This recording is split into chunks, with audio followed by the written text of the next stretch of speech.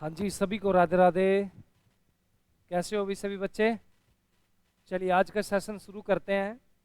Polity की हमारी दूसरी क्लास है। पहली क्लास में हमने क्या पढ़ा था?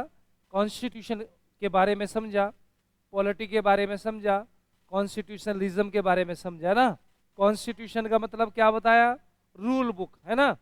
पहली क्लास में हमने ये बेसिक क्लियर किया। देखिए ये जो क्लासेस हैं, अगर इन क्लासेस को आप अटेंड करोगे, सबसे पहले बेस अगर मजबूत हो गया तो आपको आगे चलकर बिल्कुल भी दिक्कत नहीं आएगी। तो आज की क्लास में हम शुरू करेंगे।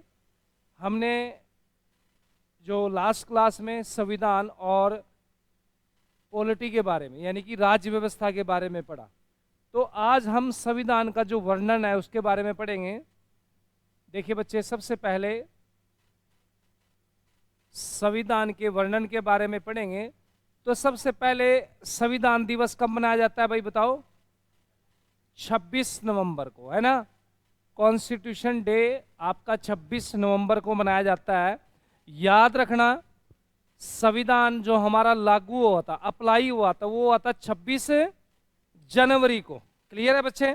26 जनवरी को संविधान लागू हुआ था और संविधान जो बनकर तैयार हुआ, अप्लाई हुआ 26 जनवरी को। कॉन्स्टिट्यूशन डे हमारा 26 नवंबर को बनाया गया था। संविधान को बनाने में 2 साल 11 महीने और 18 दिन लगे। ठीक है बच्चे। अब संविधान में कुछ बेसिक चीजें पढ़ेंगे। सबसे पहले जो कॉन्स्टिट्यूशन है, जो संविधान है बच्चे, वो इसके 3 पार्ट होते हैं, 3 अंग होते हैं। उनके बारे में अच्छे से समझेंगे। बहुत बार एग्जाम में ऐसे क्वेश्चन पूछे गए। तो सबसे पहले दर्शन, दर्शन को इंग्लिश में क्या बोलेंगे? फिलोसफी। और सरकार, सरकार का गठन ये पढ़ेंगे। एक हम पढ़ेंगे विविध। क्या पढ़ेंगे बच्चे? विविध। अब ये 3 चीजें हम आज अच्छे से जानेंगे। अगर आपने बेस क्लियर कर दिया तो मैं आपको बता देता हूं, जैसे एक बिल्डिंग होती है, एक बिल्डिंग पर अगर काफी बिल्डिंग बनानी है तो सबसे पहले उसका जो टेक्निकल है वो क्या चीज चेक करेगा? उसकी नींव। भाई नींव कितनी मजबूत है पूछेगा। भाई अगर इस पे 4थी मंजिल हमने बनानी है तो एक बार जरूर पूछेगा इसकी नींव कैसी है। अगर आप लोगों की नींव अच्छी होगी तो आपको ये सारी चीजें बिल्कुल इजी लगेंगी। तो नींव आप अच्छी बनाएं। तो सबसे पहले अगर क्वेश्चन पूछा कि दर्शन में क्या क्या चीजें आती हैं, तो दर्शन में आपके आए मौलिक अधिकार, मौलिक अधिकार, आपकी प्रियम्बल, प्रस्तावना, मौलिक कर्तव्य, मौलिक कर्तव्य, और भाई राज्य के नीति निर्देशक तत्व, नीति निर्देशक तत्व। देखिए सबसे पहले फंडामेंटल राइट्स याद रखना बच्चे। जो बच्चे अब आए उनको अच्छे से नोट कर लें। फंडामेंटल राइट्स ये किसका पार्ट है? दर्शन का। प्रियम्बल और फंडामेंटल ड्यूटी और राज्य के नीति निर्देशक तत्व यानी कि डायरेक्ट प्रिंसिपल स्टेट पॉलिसी। तो याद रखना, अगर यहां से कोई भी सवाल इन चारों में से एग्जाम में पूछ लिया गया कि ये कॉन्स्टिट्यूशन में किसका पार्ट है, तो आपने दर्शन पे, आपका जो दर्शन का पार्ट आए, संविधान का दर्शन। अगर ये 4 ऑप्शन में आ जाते हैं, अगर ये 4 ऑप्शन में आ जाते हैं तो किस पे टिक मार करेंगे हम? प्रियम्बल पे। याद रखना क्यों करेंगे? क्योंकि प्रियम्बल में समानता, बंधुता और एकता, ये तीनों चीजें हमारी किसमें है? प्रस्तावना में। क्लियर है मेरे बच्चे? अब बात करते हैं, आगे चलते हैं सरकार पे। किस पे? अब सरकार के 3 अंग होते हैं। कितने बच्चे? 3 अंग सरकार के। ये चीज भी समझेंगे बहुत अच्छा। यहां से कई बार एग्जाम में पूछा जाता है सवाल, तो इसको अच्छे से नोट कर लीजिए। सरकार के 3 अंग होते हैं बच्चे। सबसे पहले विधायिका, विधायिका लेजिस्लेचर जिसको बोलेंगे। उसके बाद होगा आपका कार्यपालिका, कार्यपालिका, एग्जीक्यूटिव इसको बोलेंगे, और आपका न्यायपालिका, न्यायपालिका ये आपको जुडिशरी हम इसको कहेंगे। ये सरकार के 3 अंग हैं। तो कौन कौन से बच्चा? विधायिका, कार्यपालिका और न्यायपालिका, लेजिस्लेचर, एग्जीक्यूटिव और जुडिशरी। अब एक चीज बताइए, जैसे विधायिका है तो भारत की विधायिका का नाम क्या है भाई? संसद, पार्लियामेंट। इसका काम है कानून बनाना। इसका काम क्या बच्चे? कानून बनाना, मेक ए लॉ, याद रखना। और इस कार्यपालिका का काम है कानून को लागू करना, याद रखना बच्चे, कानून को लागू करना।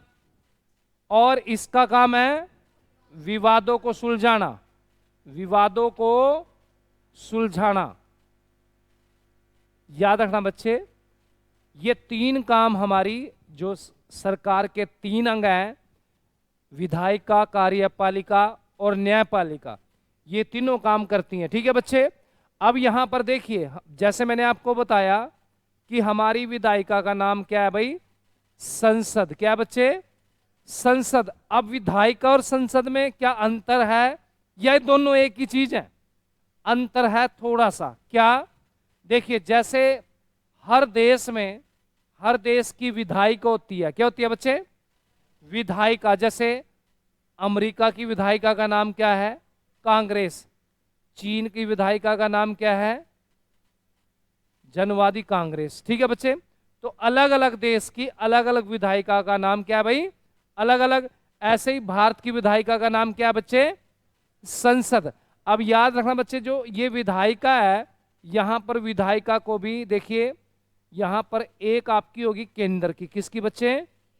और एक होगी आपकी प्रांत, प्रांत मतलब स्टेट की। अब इसके अंदर भी आपकी लोकसभा होती है। क्या होती है? लोकसभा। और यहां पर राज्यसभा। इसको अच्छे से नोट कर लीजिए, जो बच्चे नए जुड़े हैं या जो बच्चे अभी आए हैं। और प्रांत की हम बात करते हैं, इसमें क्या बच्चे? विधान मंडल, हाँ, लेजिस्लेचर डिवीजन इसको बोलेंगे, लेजिस्लेचर डिवीजन। और इसके भी 2 पार्ट यहां पर किए हैं। जैसे एक तो है विधान परिषद, विधान परिषद। अब याद रखना बच्चे, इसको इंग्लिश में क्या बोलने वाले हैं? Legislature council. क्या बोलेंगे? Legislature council. और एक है बच्चे विधान सभा, विधान सभा, लेजिस्लेचर असेंबली। ये नोट कर लीजिए बहुत अच्छे से, आपको एक बार अच्छे से समझ में आ गया तो ये क्लियर हो जाएगा आपको। अब यहां पर लोकसभा में एक अध्यक्ष होता है। क्या होता है भाई? अध्यक्ष, जिसको बोलते हैं स्पीकर। क्या बोलते हैं? और एक होता है उपाध्यक्ष, डिप्टी स्पीकर, याद रखना बच्चे। और ऐसी राज्यसभा में एक होता है सभापति, सभापति को इंग्लिश में क्या बोलेंगे? Chair, chairman. और उपसभापति को वाइस चेयरमैन, उपसभापति, याद रखना। अब आपको यहां पर एक बात क्लियर होगी कि यहां पर जो लोकसभा में है, लोकसभा में कौन होता है भाई? स्पीकर। और राज्यसभा में चेयरमैन। क्लियर है बच्चे? ऐसी बात करते हैं आपका विधानसभा। तो विधानसभा में भी आपका अध्यक्ष और उपाध्यक्ष, नोट कर लीजिए। और विधान परिषद में एक सभापति और एक होता है आपका उपसभापति, नोट कर लीजिए। आशा करता हूं कि आपको यहां तक बिल्कुल क्लियर, ये स्ट्रक्चर बिल्कुल दिमाग में इसको सेट कर लीजिए आप। ठीक है बच्चे। अब यहां पर आगे बढ़ते हैं, इसको मैं थोड़ा सा इनफ कर देता हूं।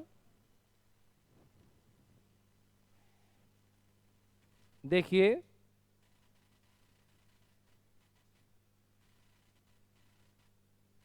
क्लियर है यहां तक?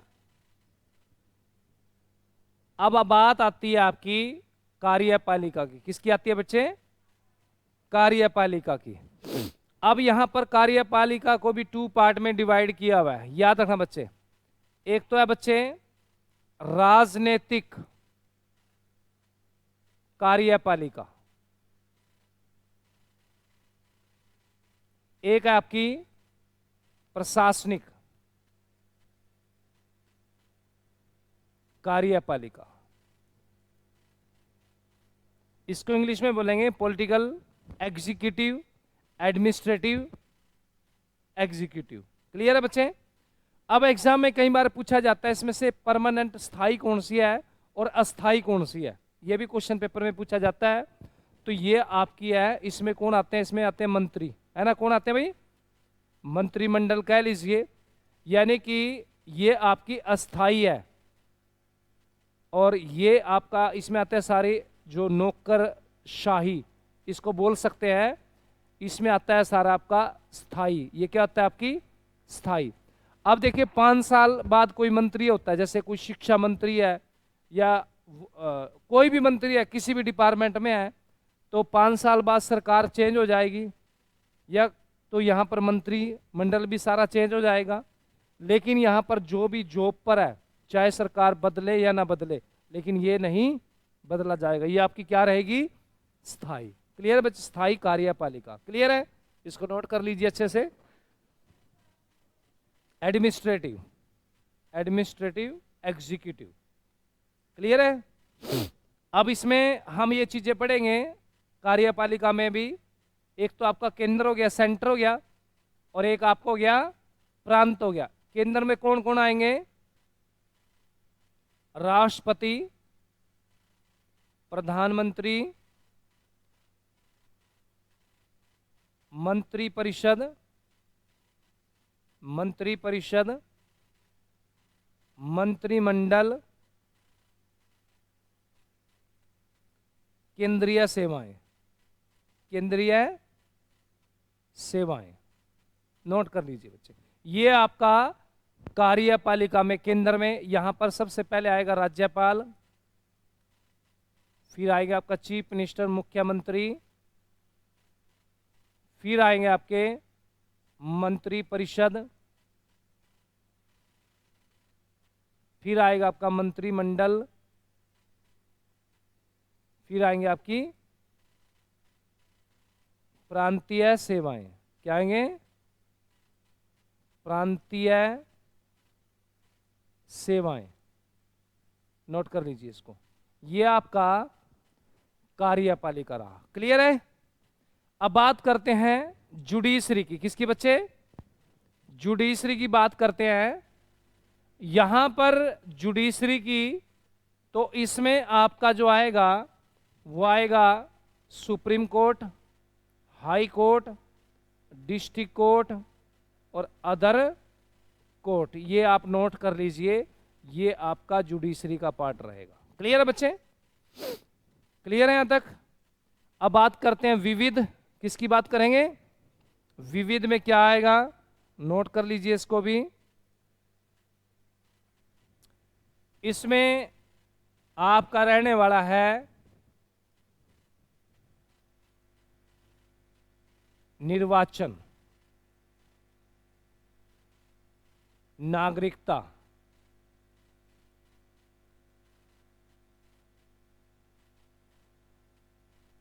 नगर पालिका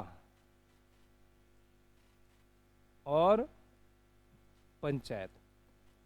लीजिए, आशा करता हूं कि आपको यहां तक हर चीज क्लियर हो चुकी होगी। ये था बेसिक, हमने जाना कॉन्स्टिट्यूशन के बारे में कि कॉन्स्टिट्यूशन जो संविधान का वर्णन है, उसमें सबसे पहले हमने दर्शन से पढ़े कि दर्शन में क्या क्या चीजें आती हैं। दर्शन का मतलब क्या है? जिन्होंने संविधान बनाया उन्होंने क्या क्या देखा कि संविधान में क्या क्या चीजें होनी चाहिए। Philosophy of constitution. ठीक है बच्चे? तो इसमें क्या भाई, सबसे पहले प्रियम्बल, क्या भाई, प्रस्तावना पे सबसे पहले जोर दिया गया। फिर आपके फंडामेंटल राइट्स, कौन से बच्चे? मौलिक अधिकार। और फिर आपके राज्य के नीति निर्देशक तत्व, डायरेक्ट प्रिंसिपल स्टेट पॉलिसी, फिर फंडामेंटल ड्यूटीज। ओके, यानी कि ऐसे हमारी ये। इसके बाद दर्शन के बाद सरकार। अब सरकार का जो गठन है, तो सरकार का जो गठन वो 3 पार्ट में 3 अंग है, विधायिका, कार्यपालिका और न्यायपालिका। हमने विधायिका के बारे में जाना, हमने कार्यपालिका के बारे में जाना, हमने जुडिशरी के बारे में जाना, ठीक है बच्चे।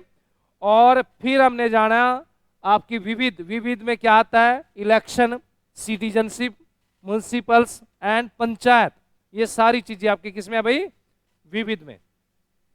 अब ये बिल्कुल बेसिक पॉइंट है, इनके बारे में अगर आप कोई भी एग्जाम देना चाहते हो, चाहे एसएससी सीजीएल है या किसी भी कॉम्पिटिटिव एग्जाम में आप तैयारी करना चाहते हो, मैं ये जो सारी चीजें इनको बिल्कुल बारीकी से हर चीज जैसे हमने समझा, तो इनको बारीकी से हर चीज नेक्स्ट क्लास में प्रॉपर हर टॉपिक वाइज इसको हम करने वाले हैं, ठीक है भाई।